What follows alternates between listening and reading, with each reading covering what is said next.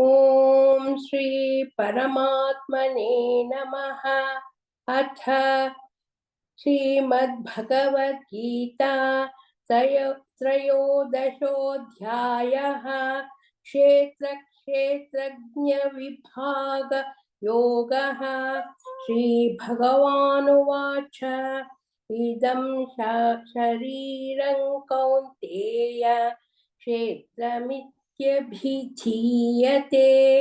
एतद्यो वेति तं प्राहुः क्षेत्रज्ञ इति तद्विदः। क्षेत्रज्ञ चापि मां विद्धि सर्वक्षेत्रेषु भारत। क्षेत्रक्षेत्रज्ञयोर्ज्ञानम् यथा ज्ञानं मतं मम तत्क्षेत्रज्ञ यादृच्छ यद्विकारि यतश्च यत् स च यो यत्प्रभावश्च तत्समासेन मे शृणु। ऋषिभिर्बहुधा गीतं छन्दोभिर्विविधैः पृथक् ब्रह्मसूत्रपदैश्चैव हेतुमद्भिर्विनिश्चितैः। महाभूतान्यहङ्कारः बुद्धिरव्यक्तमेव च इन्द्रियाणि दशैकञ्च पञ्चचेन्द्रियगोचराः। इच्छा द्वेष्य सुखं दुःखं संघातश्चेतना धृतिः। एतत्क्षेत्रं समासेन सविकारमुदाहृतम्। अमानित्वमदम्भित्वम् अहिंसा क्षान्तिरार्जवम् आचार्योपासनं शौचं स्थैर्यमात्मविनिग्रहः। इन्द्रियार्थेषु वैराग्यम् अनहङ्कार एव च। जन्म मृत्युजरा व्याधि दुःखदोषानुदर्शनम् असक्तिरनभिष्वङ्गः पुत्रदारगृहादिषु नित्यं च समचित्तत्वम् इष्टानिष्टोपपत्तिषु। मयि चानन्ययोगेन भक्तिरव्यभिचारिणी विविक्तदेशसेवित्वम् अरतिर्जनसंसदि अध्यात्मज्ञाननित्यत्वं यत्त्वज्ञानार्थदर्शनम्। एतज्ज्ञानमिति प्रोक्तम् अज्ञानाय यदतोऽन्यथा ज्ञेयं यत्तत् प्रवक्ष्यामि। यज्ञात्वामृतमश्नुते अनादिमत्परं ब्रह्म न सदुच्यते। सर्वतः पाणिपादं तत् सर्वतोक्षिशिरोमुखं सर्वतः श्रुतिमल्लोके सर्वमामृत्य तिष्ठति। सर्वेन्द्रियगुणाभासं सर्वेन्द्रियविवर्जितम् असक्तं सर्वभृच्चैव निर्गुणं गुणभोक्तृ बहिरन्तश्च भूतानाम् अचरञ्चरमेव च सूक्ष्मत्वात्तद्विज्ञेयं दूरस्थं शान्तिके च तत् अविभक्तं च भूतेषु विभक्तमिव च स्थितं भूर्तृ च तज्ज्ञेयं ग्रहस्नुप प्रभविष्णु च ज्योतिषामपि तज्ज्योतिः तमसः परमुच्यते ज्ञानं ज्ञेयं ज्ञानगम्यं हृदि सर्वस्य विष्ठितम् इति क्षेत्रं तथा ज्ञानं ज्ञेयं चोक्त्वं समासतः मद्भक्त एतद् विज्ञाय मद्भावायोपपद्यते प्रवृत्तिं पुरुषं चैव विद्यानादि उभावपि विकारांश्च गुणांश्चैव विद्धि प्रकृतिसम्भवान् कार्यकारणकर्तृत्वे हेतुः प्रवृत्तिरुच्यते पुरुषः सुख दुःखानां भोक्तृत्वे हेतु रुच्यते पुरुषः प्रकृतिस्थो हि भुङ्क्ते प्रकृतिजान् गुणान् कारणं गुणसङ्गोऽस्य सदसद्योनिजन्मसु उपद्रष्टानुमन्ता च भर्ता भोक्ता महेश्वरः परमात्मेति चाप्युक्तः देहेऽस्मिन् पुरुषः परः य एवं पुरुषं प्रकृतिं च गुणैः सह सर्वथा वर्तमानोऽपि न स भूयोऽभिजायते ध्यानेनात्मन् पश्यन्ति केचिदात्मन्नमात्मना अन्ये साङ्ख्येन योगेन कर्मयोगेन चापरे अन्ये त्वेवमजानन्तः श्रुत्वान्येभ्य उपासते तेऽपि चातितरन्त्येव मृत्युं श्रुतिपरायणाः यावत् सञ्जायते किञ्चित् सत्त्वं स्थावरं जङ्गमं क्षेत्रक्षेत्रज्ञसंयोगात् तद्विद्धि भरतर्षभ समं सर्वेषु भूतेषु तिष्ठन्तं परमेश्वरं विनश्यत्स्वविनश्यन्तं यः पश्यति स पश्यति समं पश्यन् हि सर्वत्र समवस्थितमीश्वरं न हि नस्त्यात्मनात्मानं ततो याति परां गतिं प्रकृत्यैव च कर्माणि क्रियमाणानि सर्वशः यः पश्यति तथात्मानम् अकर्तारं स पश्यति यदा भूतवृद्धभावम्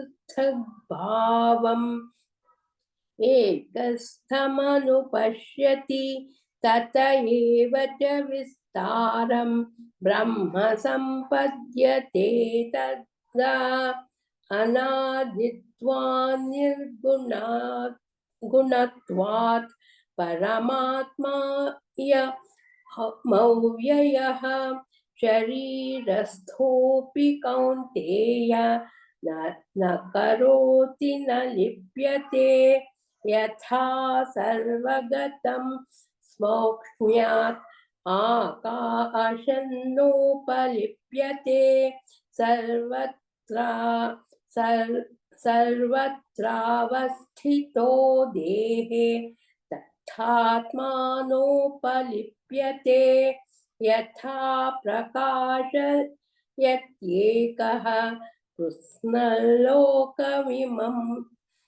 रविः क्षेत्रं क्षेत्री तथा कृत्स्नं प्रकाशयति भारत क्षेत्रक्षेत्रज्ञयोरेवम् अन्तरज्ञानचक्षुषा भू भूतप्रकृतिमोक्षं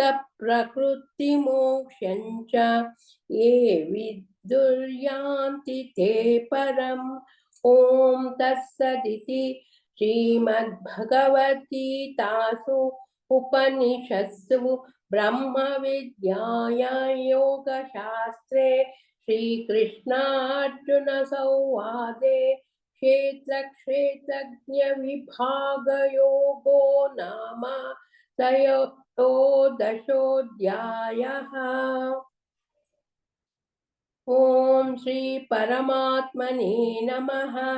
अथ चतुर्दशोऽध्यायः गुणत्रयविभागयोगः।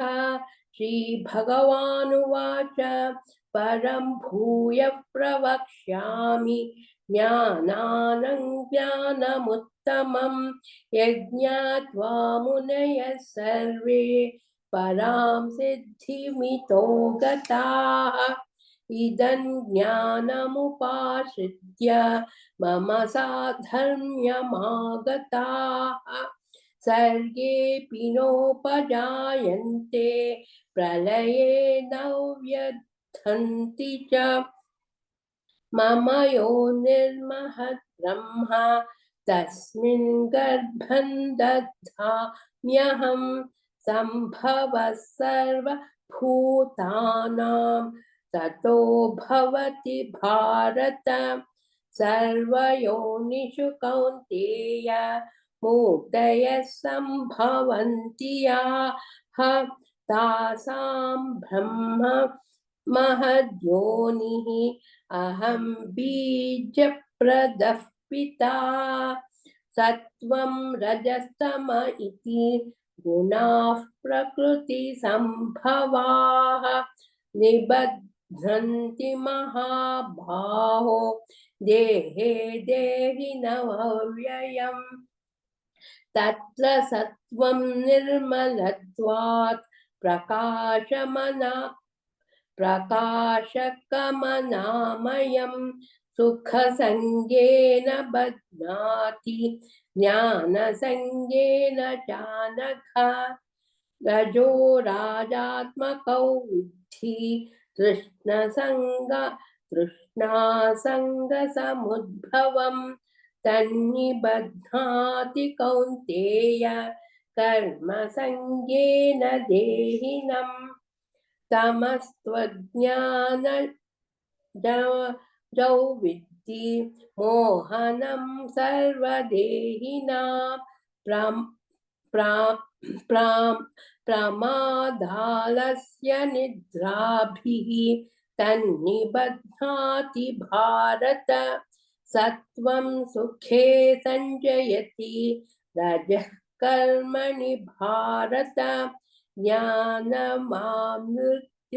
तमः प्रमादे संजयत्युत रजस्तमश्चाभिभूय सत्वं भवति भारत रजसत्वं तमश्चैव तमसत्वं रजस्तथा सर्वद्वारेषु देहेऽस्मिन् प्रकाश उपजायते ज्ञानै यदा तदा विद्यात् विवृद्धं सत्त्वमित्युत लोभः प्रवृत्तिरारम्भः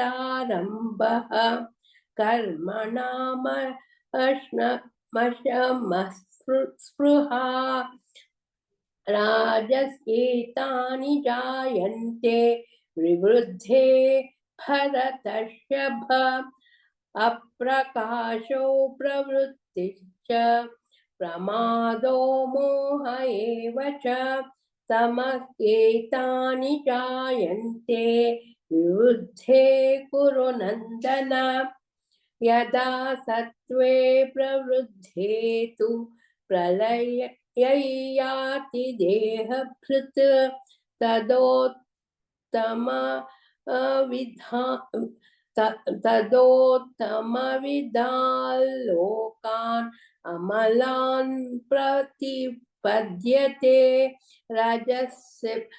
रजसि प्रलयन् गत्वा कर्मसङ्गिषु जायते तथा प्रलीनस्त्वमसि मूढयोनिषु जायते कर्मणः सुकृतस्याहुः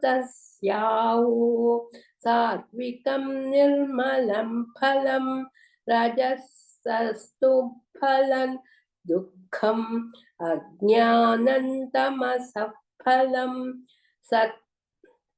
सत्त्वा संजायते ज्ञानं रजसो लोभ एव च प्रमादमोहौ तमसः भवतो ज्ञानमेव च ऊर्ध्वं गच्छन्ति सत्त्वस्थाः मध्ये तिष्ठन्ति राजसाः जघन्यगुणवृत्तिस्थाः अधो गच्छन्ति तामसाः नान्यन् गुणेभ्यः कर्तारं यदा द्रष्टानुपश्यति गुणेभ्यश्च परो वेति मद्भावं सोऽधिगच्छति गुणानेतानतीत्यत्रीन् देहि देहसमुद्भवान् जन्म मृत्युजरा दुःखैः विमुक्तो मृतुमश्नुते अर्जुन उवाच कैर्लिङ्गैस्त्रीन् गुणानेतान् अतीतो भवति प्रभो किमाचारः कथं चैतान् त्रीन् गुणानतिवर्तते श्रीभगवानुवाच प्रकाशञ्च प्रवृत्तिञ्च मोहमेव च पाण्डव न द्वेष्टि सम्प्रवृत्तानि न निवृत्तानि काङ्क्षति उदासीनवदासीनः गुणैर्यो न विचाल्यते गुणा वर्तन्त इत्येव योऽवतिष्ठति नेगते समदुःखसुखस्वस्थः समलोष्टाश्मकाञ्चनः तुल्यप्रिया प्रियो धीरः तुल्यनिन्दात्मसंस्तुतिः मानापमानयो तुल्यः तुल्यो मित्रारिपक्षयोः सर्वारम्भपरित्यागी गुणातीतः स उच्यते माञ्चयो व्यभिचारेण भक्तियोगेन सेवते सगुणान् समतीत्येतान् ब्रह्म भूयाय कल्पते ब्रह्मणो हि प्रतिष्ठाहम् अमृतस्याव्ययस्य च शाश्वतस्य च धर्मस्य सुखस्य सैकान्तिकस्य च ॐ तत्सदिति श्रीमद्भगवद्गीतासु उपनिषत्सु ब्रह्मविद्यायां योगशास्त्रे श्रीकृष्णार्जुनसंवादे गुणत्रयविभागयोगो नाम चतुर्दशोऽध्यायः। ॐ श्री परमात्मने नमः। अथ पञ्चदशोऽध्यायः पुरुषोत्तमयोगः। श्रीभगवानुवाच ऊर्ध्वमूलमदः शाखम् अश्वत्थं प्राहुरव्ययम् छन्दांसि यस्य पर्णानि यस्तौ वेद स वेदवित् अधर्षोर्ध्वं प्रसृतास्तस्य शाखाः गुणप्रवृद्धा विषयप्रवालाः अधश्च मूलान्य सुसन्ततानि कर्मानुबन्धीनि मनुष्यलोके न रूपमनस्येह तथोपलभ्यते नान्तो न चादिर्न च सम्प्रतिष्ठा अश्वत्थमेनं सविरूढमूलम्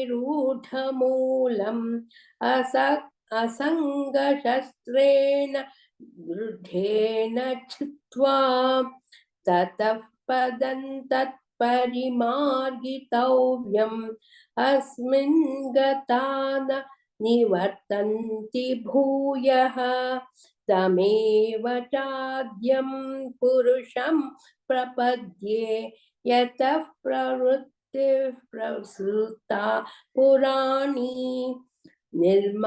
निर्मानमोहा जितसङ्गदोषाः अध्यात्मनित्या विनिवृत्तकामाः द्वन्द्वैर्विमुक्ताः सुखदुःखसञ्जैः गच्छन्त्यमूढाः पदमव्ययं तत् न तद्भासयते सूर्यः न शशाङ्को न पावकः यद्गत्वा न निवर्तन्ते मद्धाम परमं मम ममैवांशो जीवलोके जीवभूतः सनातनः मनःषष्ठानीन्द्रियाणि प्रवृत्तिस्थानि कर्षति शरीरै यदवाप्नोति यच्चाप्यत्कामतीश्वरः गृहीत्वैतानि संयाति वायुर्गन्धानि पाशयात् श्रोत्रं चक्षुस्पर्शनं च रसनं घ्राणमेव च अधिष्ठाय मनश्यायं विषयानुपसेवते उत्क्रामन्तं स्थितौ वापि भुञ्जानौ वा गुणान्वितं विमूढानुपश्यन्ति पश्यन्ति ज्ञानचक्षुषः यतन्तो योगिनश्चैनं पश्यन्त्यात्मन्यवस्थितं यतन्तोऽप्यकृतात्मानः नैनं पश्यन्त्यचेतसः यदादित्यगतं तेजः जगद्भासयतेऽखिलं यच्चन्द्रमसि यच्चाग्नौ तत्तेजो विद्धि मामकं गामाविश्यश्च भूतानि धारयाम्यह ओजसा पुष्णामि चौषधीः सर्वाः सोमो भूत्वा रसात्मकः अहौ वैश्वानरो भूत्वा प्राणिनां देहमाश्रितः प्राणापानसमायुक्तः पचाम्यन्नं चतुर्विधं सर्वस्य चाहं हृदि सन्निविष्टः मत्तस्मृतिर्ज्ञानमपोहनं च वेदैश्च सर्वैरहमेव वेद्यः वेदान्तकृत्वेदविदेव चाहम् द्वाविमौ पुरुषौ लोके क्षरक्षाक्षर एव च क्षरः सर्वाणि भूतानि कूटस्थोऽक्षर उच्यते उत्तमः पुरुषस्तस्यः परमात्मेत्युदाहृतः यो लोकत्रयमाविश्य